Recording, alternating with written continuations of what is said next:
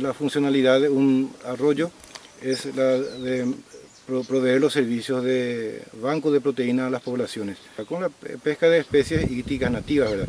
Pues la gente pescaba normalmente mandií, pico de pato, tres puntos, surubí, dorado, inclusive en la cuenca alta, donde nace, que es en la zona de Isla Ju, se proveía antiguamente los pobladores de carpincho, yacaré, que eso pasaba a ser parte muy importante en la dieta de las familias rurales.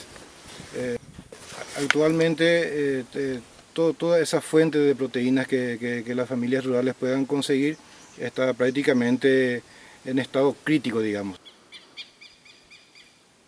Estamos en el arroyo Montuoso, en el cauce mismo del arroyo Montuoso, a 7 kilómetros de la ciudad de Pilar, al norte por el trazado de la ruta Cuarta Vieja. Ustedes pueden observar que en este momento de sequía prácticamente el arroyo desapareció. Existen actividades antrópicas que hicieron que este arroyo como tal pierda su funcionalidad. Solamente en forma temporal este arroyo ahora tiene peces que la gente puede consumir. Tiene su naciente en un gran humedal que se le llama estero montuoso. Este estero fue canalizado hace unos 10 o 15 años y también dejó de proveer todas estas fuentes de proteínas para las familias locales. Los grandes peces de interés comercial como el surubí, el pacú, el dorado, ingresaban por este arroyo y iban a su gran cuenca, que es de unas 120.000 hectáreas, que se encuentra de acá a 10 kilómetros, y ahí se procreaban. Todo eso terminó cuando se hizo una canalización del estero montuoso y cada año tenemos un poco de sequía y el arroyo queda así. Lo mismo pasó con el arroyo hondo y también está sucediendo ahora con el estero Cambá por el impacto de cultivos extensivos que se están teniendo con el tema de las arroceras. A fines del 2010, entre septiembre, octubre, noviembre, se recibieron las primeras noticias de la plantación de arroz en la zona de Tacuaras, en el kilómetro 60 de la ruta Pilar-San Ignacio. Los pobladores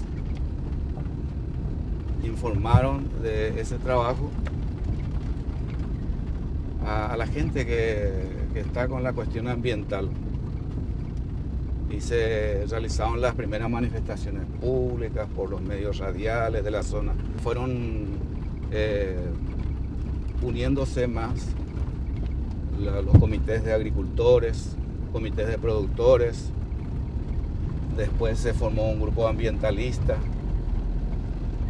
y de a poco se fueron uniendo los municipios, primero del área afectada con esta plantación ilegal de arroz sin licencia ambiental de la SEAM, y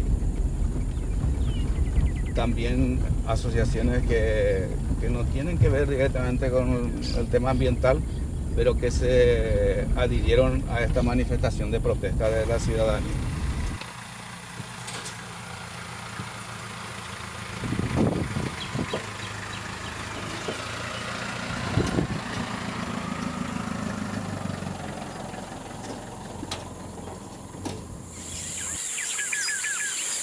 Bueno, se quedó de cara ahí te habla ese socio, Mauricio. Está lo mismo ahí, no que la paso, tengo que dejar que la pongo ya, tipo, no la está como no que tirar, a ver, me está la seca pues ya. Claro. Oh, mano, está ahí tirengo, ya yo amo, yo ya le estaba ya topado, ya no es fotografía. Oye, era pero tengo la de nada, ya viene contra, una ya pensé que estoy ya.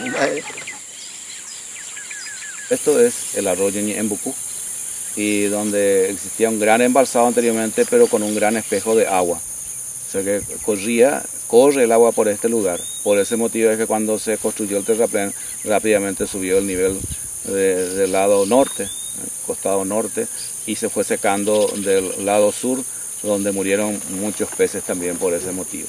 Es el límite entre Pilar y Laureles.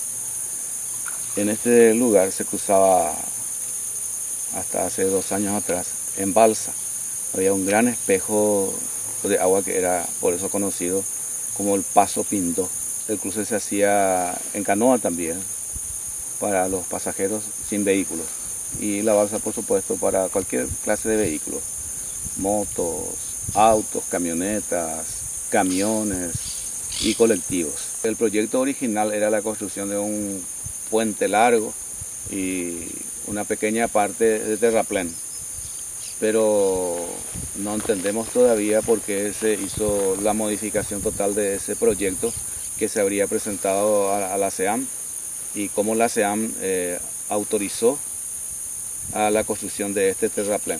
Aquí persiste el daño ecológico y no hay ninguna sanción para los autores morales y materiales de esto que se cometió aquí en Paso Pindó.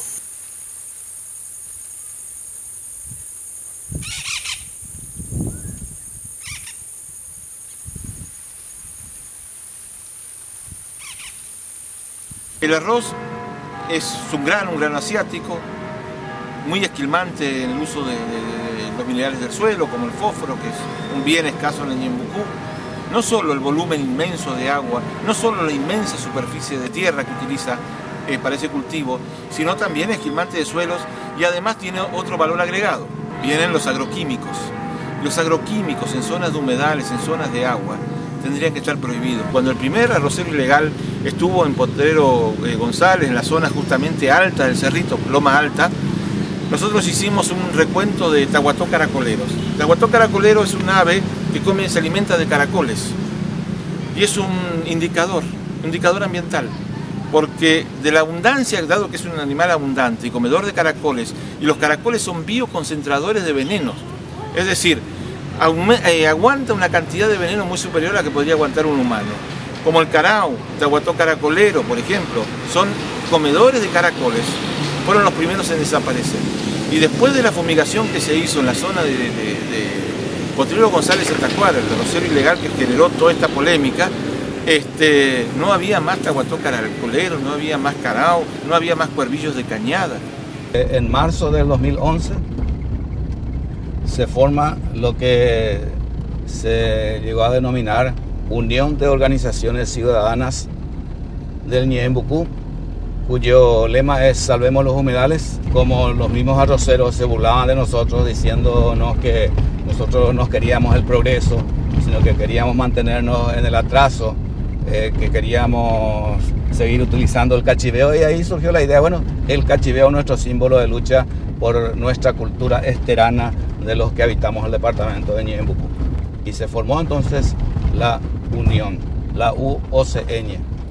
Y a través de la UOCN encaminamos después todas las acciones, todos los reclamos ante el Ministerio Público, ante la propia Corte Suprema de Justicia, ante la Fiscalía General del Estado, ante todas las instituciones a las que podíamos llegar. Y fue así que en algunas instituciones conseguimos el respaldo necesario, resoluciones favorables a la necesidad de preservar los humedales y evitar las fumigaciones con agrotóxicos. Así de a poco se fue agrandando algo así como la conciencia ciudadana para hacer posible levantar una gran muralla que se oponga a estos grandes intereses económicos manejados principalmente por las multinacionales. Acá el tema no era solamente el uso del agua como bien escaso y como recurso sostenedor de vida, sino también las fumigaciones aéreas y su incidencia en la población campesina y en la flora y en la fauna. El fenómeno de la deriva es tremendo, es decir, cuando está en la zona del cultivo y cuando el avión tira los venenos, que desgraciadamente no son controlados por el SENAVE, no se sabe qué tipo de venenos se usan, y sobre la cuenca del arroyo Ñembucú se usaron venenos tremendos como el furadán, por ejemplo, un insecticida de amplio espectro, muy peligroso. Cuando se arrojan los venenos, no todo el veneno cae en el área núcleo, en el área del cultivo, sino que mucho se dispersa. Eso se llama deriva, porque las condiciones climáticas tienen que ser las adecuadas. Cuanto más temperatura, más humedad y más calor, eso más rápido se volatiliza y más tiempo queda en el aire y más lejos llega después cuando basta que haya un poco de viento. Y si hay viento, ese veneno que tenía que caer en el cultivo para eliminar las plagas de ese cultivo, si hay un poco de viento, ese veneno se dispersa. Los efectos crónicos y los efectos agudos, los agudos son los primeros que se sienten, pero los crónicos vienen después, los cánceres vienen después. La gente no asocia sus enfermedades con que se fumigó a 1 kilómetro hace 5 años. Desgraciadamente las aves no mueren ahí, en el momento, salvo que tengan una intoxicación aguda porque le cayó una fumigación encima. Mueren mucho después, con los mismos problemas que el hombre, y lejos.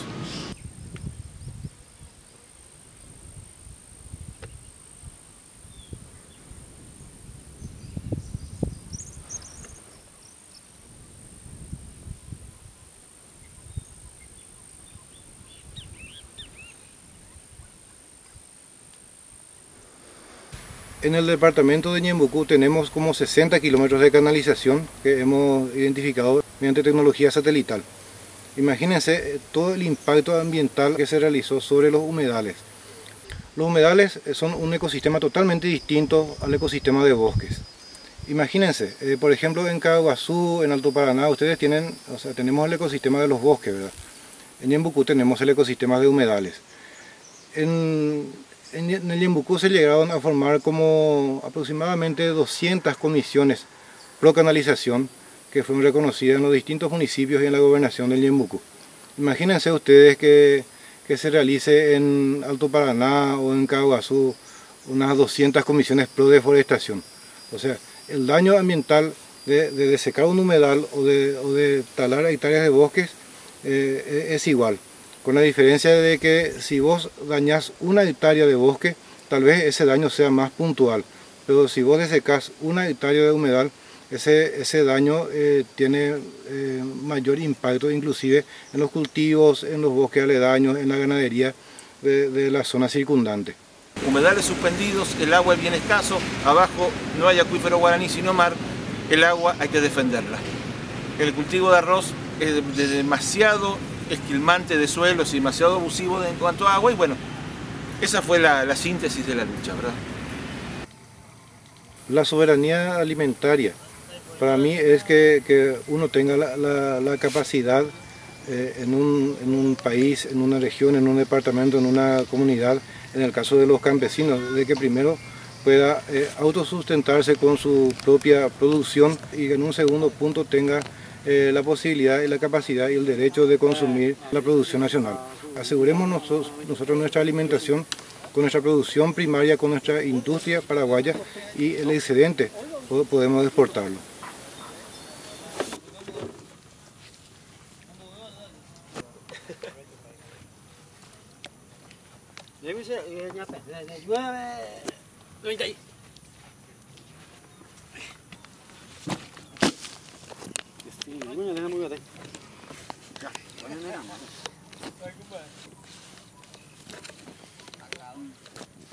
Ya queda bien.